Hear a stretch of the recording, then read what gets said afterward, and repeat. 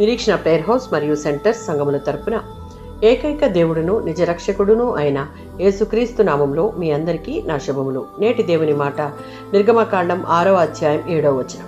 మిమ్మును నాకు ప్రజలుగా చేర్చుకుని మీకు దేవుడునై ఉందును. ఇశ్రాయేలీయులు ఐగుప్తులో బానిసత్వంలో తీవ్రమైన బాధలు అనుభవిస్తూ ఉన్నారు. మోషే ద్వారా దేవుడు ఫరోతో మాట్లాడించిన తరువాత వారి కష్టం మరింత పెరిగింది. ప్రజలు నిరుత్సాహపడ్డారు, దేవుని వాగ్దానాన్ని నమ్మలేకపోయారు.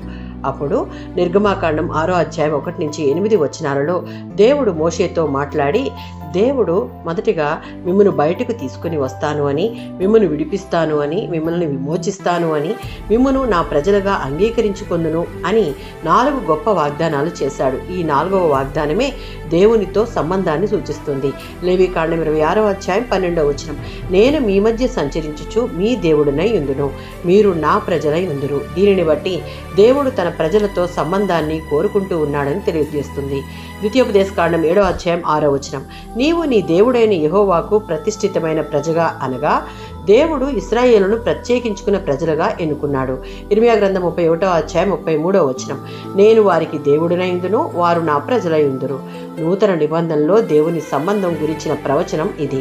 2వ కొరింథీయులకు రాసిన పత్రిక 6:16 ద్వారా నేటి విశ్వాసుల జీవితంలో నెరవేరింది. 1 పేతురు పత్రిక 2వ అధ్యాయం 9-10 వచనాలలో క్రీస్తు ద్వారా మనం దేవుని ప్రజలమయ్యాము. ప్రకటన గ్రంథం 21:3లో ఉన్నట్లు దేవుడు ప్రజలతో శాశ్వత సహవాసానికి చేసిన అంతిమ నెరవేర్పును మనం ఇక్కడ చూడవచ్చు. మనం నమ్ముకున్న మన దేవుడు కేవలం విమోచకుడు మాత్రమే కాదు, మనతో సంబంధాన్ని కోరుకునే తండ్రి.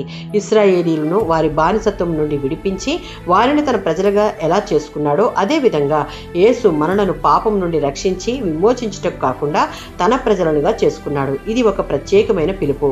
ఈ పిలుపుకు తలయొగ్గి రక్షణను కాపాడుకుంటూ ఆయనతో సహవాసం చేస్తూ ఆయన ప్రజలుగా జీవించుదుము గాక. ఆమేన్.